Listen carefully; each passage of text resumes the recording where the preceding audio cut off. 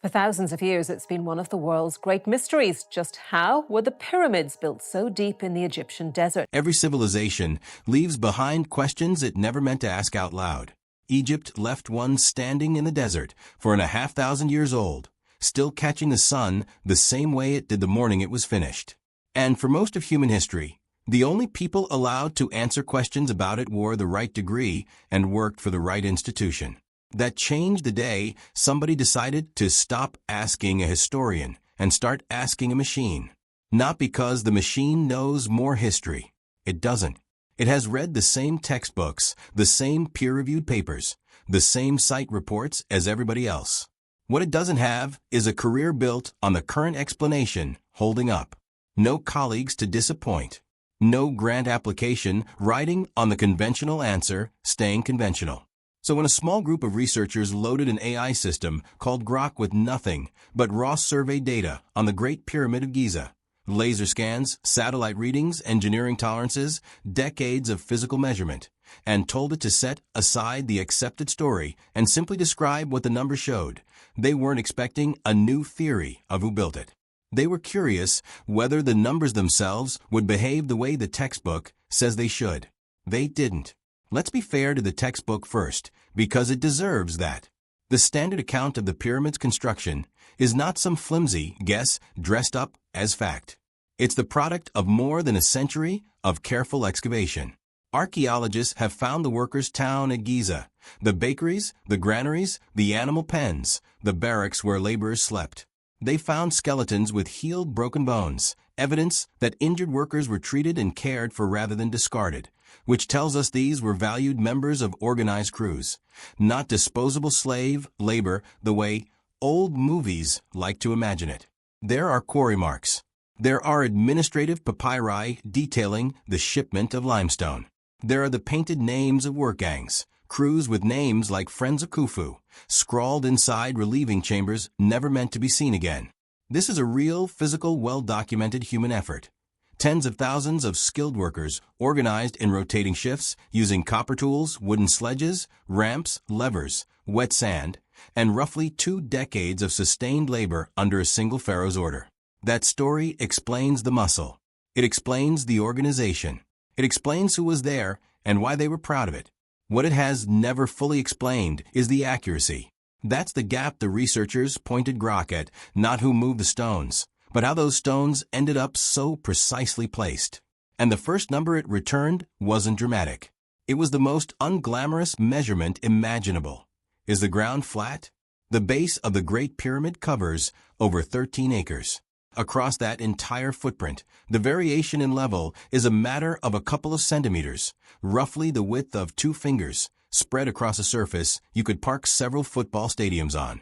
Modern building codes for large concrete slabs allow for more deviation than that, and modern crews get to use laser levels, GPS-corrected total stations, and hydraulic screeds. The old kingdom builders had cored wood, copper, and shallow channels of water to find a level line by watching where it settled. Getting a floor that size that flat by hand in the open desert without modern instruments isn't impossible. But it's the kind of result you'd expect to fail constantly before you got it right. And a tomb doesn't need this. Nobody being buried needs a floor level to within a couple of centimeters over 2.5 football fields. The dead don't notice slope. So somebody spent an enormous, unnecessary amount of skill and time chasing an accuracy that served no practical function at all. Then came the orientation. The 4 faces of the pyramid aren't roughly aligned with the compass directions. They're aligned with true north, true south, true east, and true west, off by only a few arc minutes. True north isn't something you can eyeball or find with a compass, because a compass points at the magnetic pole, which drifts.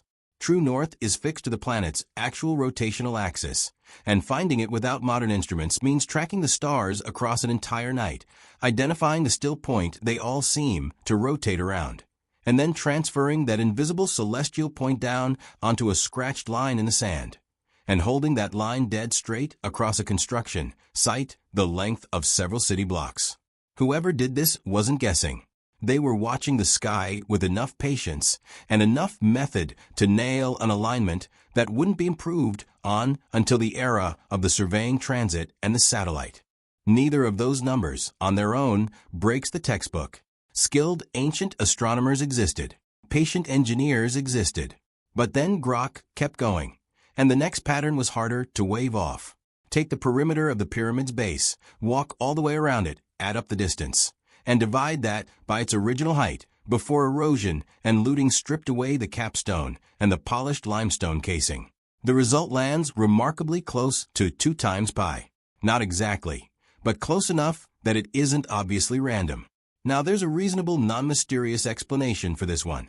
If the ancient builders measured horizontal distance by rolling a drum and counting its rotations, and measured vertical height using a separate unit like the cubit, pi can sneak into the ratio without anyone ever writing the number down or understanding what it represented.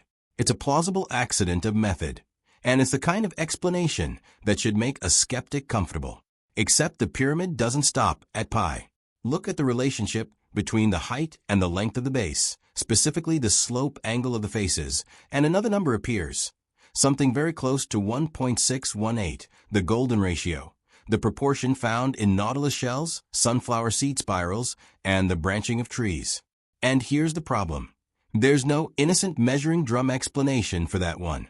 Pi can hide inside a rolling wheel by accident. The golden ratio can't. It has to be calculated on purpose, understood as a relationship, and deliberately built into a design. As far as the written historical record goes, nobody formally described the golden ratio until Greek mathematicians did, roughly 2,000 years after the last stone was set at Giza.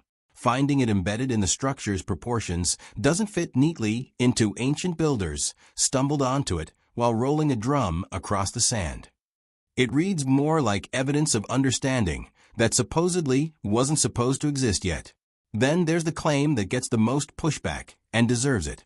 Multiply the pyramid's original height by 43,200, the number of seconds in 12 hours, and the result lands close to the Earth's polar radius. Multiply the base perimeter by the same number, and it lands close to Earth's circumference. 2 separate dimensions of a single building, tied to 2 separate dimensions of an entire planet, through one multiplier connected to the length of a day.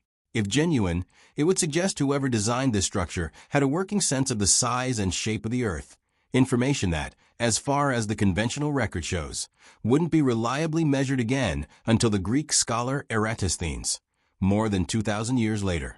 But this is exactly the kind of pattern that should make you slow down rather than speed up.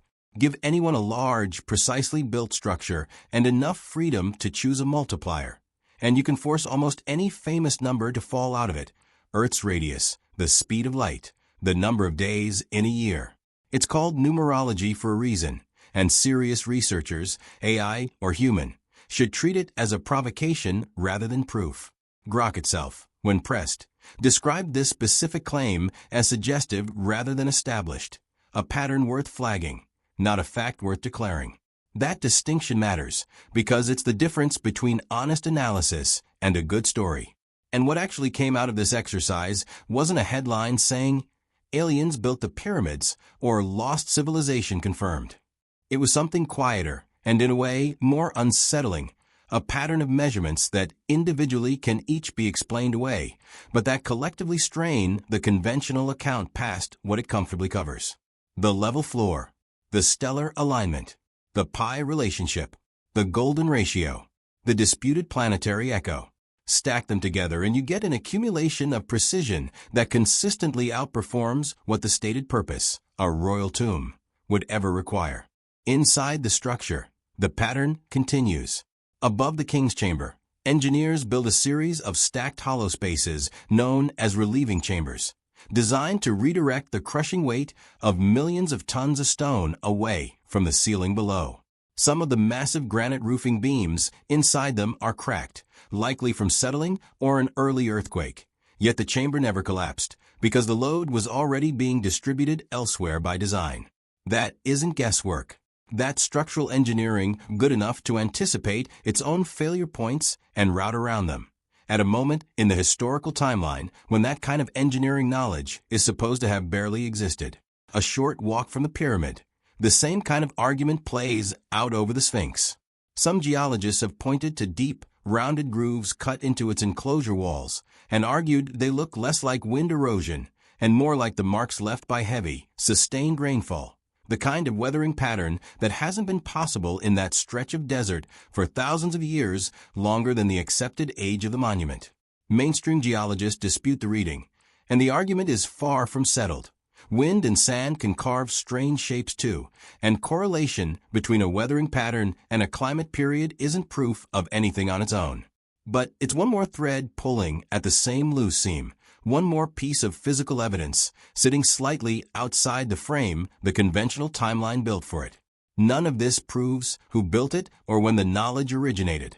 What it does is expose a genuine gap between the tools the historical record says were available and the results those tools apparently produced. There are really only a few honest ways to fill that gap. Maybe the builders possessed advanced surveying and mathematical knowledge that later got lost, never fully recorded, or deliberately left out of the written tradition we inherited. Maybe that knowledge was inherited from an earlier culture, one that predates the dynastic timeline we currently accept, passed down the way certain skills are quietly passed through generations without ever being written down.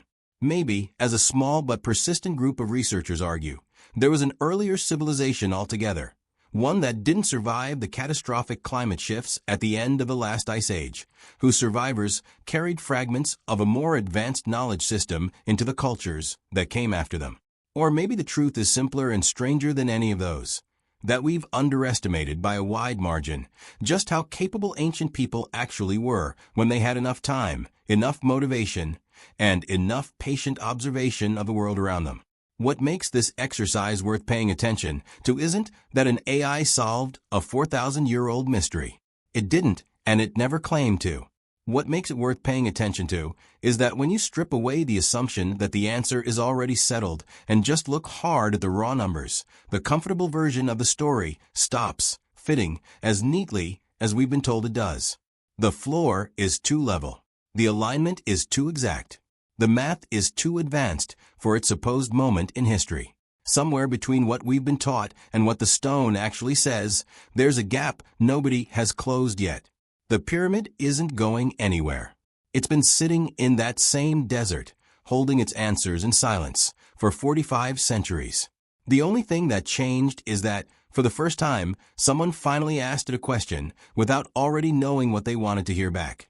So here's the honest question worth sitting with, the same one this whole exercise was really built around.